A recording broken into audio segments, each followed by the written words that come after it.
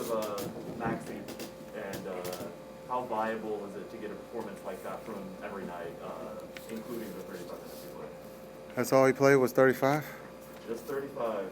He's our backup center and our power forward. He was great. Maxie played great offensively and defensively. He let the game come to him, took great shots offensively, and then defensively took the challenge of guarding Butler one-on-one. And then being able to come up with a great hustle. He came up with a lot of hustle plays, had a lot of blocks.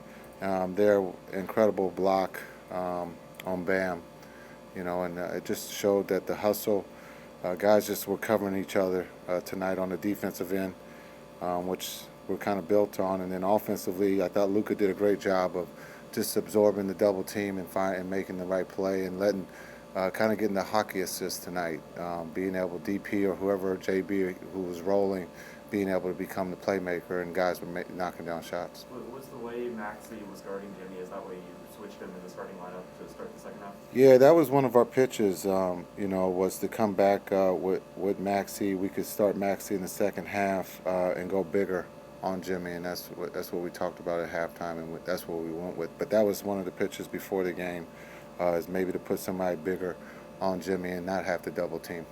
And then, just because you mentioned it, I'll give you, sorry, Callie. Callie's fine. She's. So you said the hockey assist. With Luka, when he's getting doubled and trapped in a game like this and a lot of different varieties, is there an expectation from you and the coaching staff that he's just going to figure it out? That it's just he just has to see enough of them to figure out exactly where the reads need to go? Yeah, I think there's a combination. The extra set of eyes for me and for our coaches and teammates. Everyone's involved. Just seeing where they were coming from, understanding the double.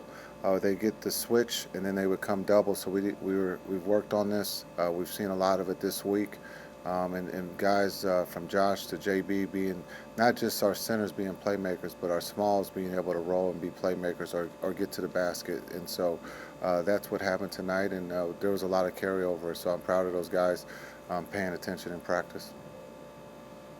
When it comes to Davis Bertans, obviously he's had one formal practice with you guys, but I think had some strong shows tonight. Yeah. May have surprised a lot of fans. What did you think about the way he just kind of inserted himself confidently? I thought Davis was great. I think he was excited to play. He hasn't played in a little bit, and so he was going to get some of the rust off. He had some great looks for us. Also defensively, I think it was him who had the block goaltend, but I didn't pull the trigger fast enough to challenge it, so it kind of worked out. But he was great. Spencer was great. We'll nitpick and say he'll make his free throws, but I thought again late in the game he had a wide open three in the corner, and you could see that he looks comfortable. We can get him the ball, have him run the offense, and make plays. So I thought both of them were great tonight.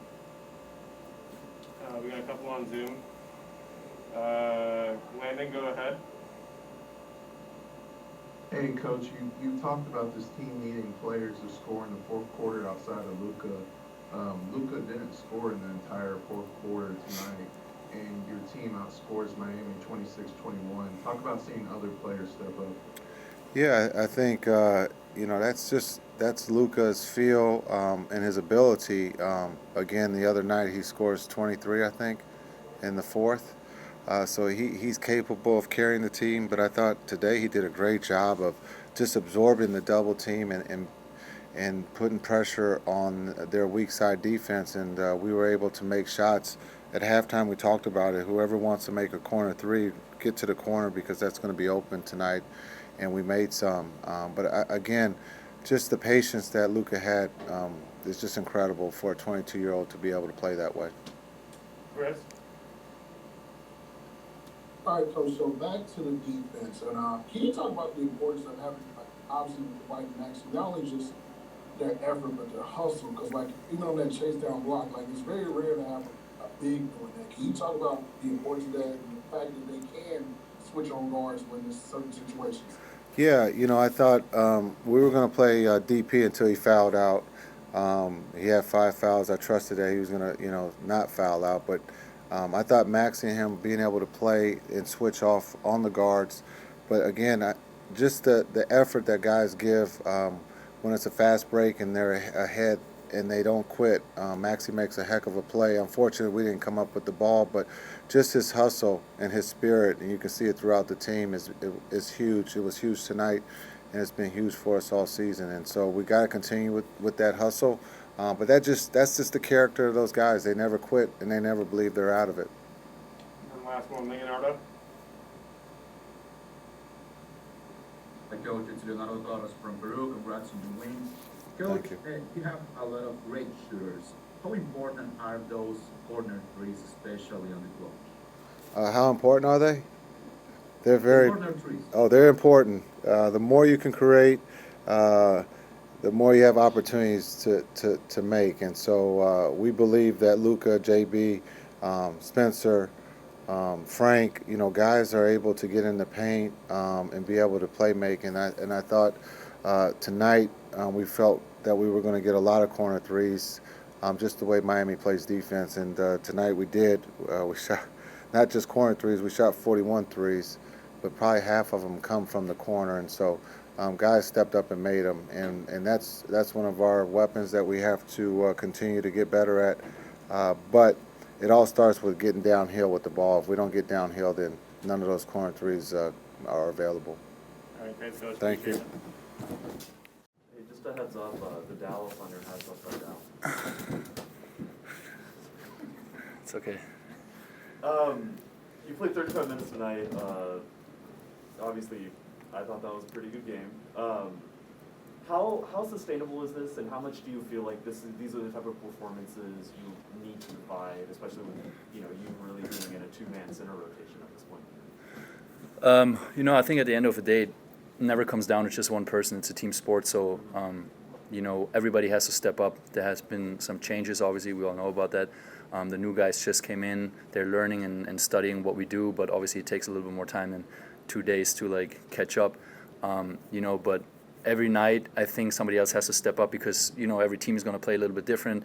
A lot of teams try to take Luka scoring away, or at some times take scoring away. So that's when we have to make adjustments. And one night it can be me, the next night it's Dodo, then it's Dwight, it's JB, Josh, whoever. When you have a game like this, when you have 5 blocks and you're guarding the best player on the other end, do you feel springier or like you're moving better, or is it just like you played better this game? Is it as simple as that? I don't know, man. I wish I would know. Then I would do it every day.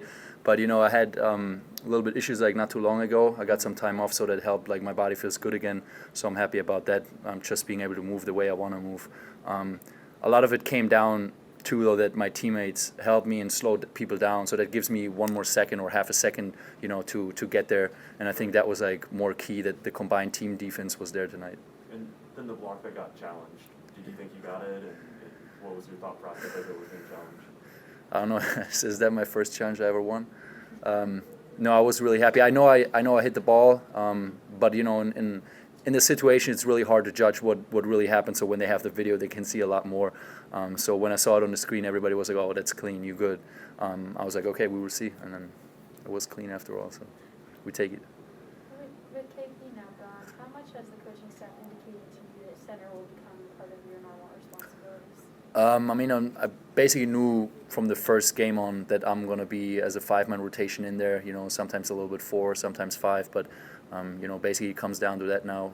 We have Dwight, an amazing roller, hard-playing guy, physical player, and then me, and I try to switch it up with popping and rolling to the basket because we all know that's what KP was doing a lot, and just try to do my best out there. Is that something that you've always been comfortable doing since you got to the league, or has it been a progressive thing that you've worked towards to get to this point? I haven't played as much 5 in Europe, but my first years here I've played the 5 too. A lot of times also because of defensive reasons. But I like playing the 5. Means you set a little bit more screens. Sometimes when they double team Luka, you have to play make and all that stuff. So the involvement is great. So just gotta keep working on it and analyze the videos. What's gonna change for me now playing more the 5 than the 4. One on Zoom. Stefko, go ahead. Hey, Maxie, did you get the feeling like Butler was taking it a little personally there, going down the stretch? He seemed like he wanted to go at you every time he got the chance. I don't know if it was personal towards me. I think he's just a competitor who wants to play hard. So he's obviously one of the best players. So he's trying to like take the game over late in the game. I just like try to stay in front of him, and I knew I had my teammates on the back, in my, how do you say, like in my back, like stepping up and helping me out. So it was not just me, but I think he's just a competitor who takes things personal because he wants to win as a basketball player. I don't think it was personally just with me, but like more like that he wanted to take over the game and win. Got one more. Chris, go ahead. Congrats tonight on the win, Maxie. Thank you. So, from a confidence standpoint, can you talk about, you mentioned about playing the 5 more, but you're considered to be an anchor on this defense, and you're hard and you're hustling with things. Can you talk about how that is to be in that situation now with Kid, and he's preaching about defense and your confidence and being that guy, being the anchor? Yeah. Like I said, my main goal when I come out there is like help the team in whatever way, because every night can be a different challenge offensively, but defensively most of the time stays always the same.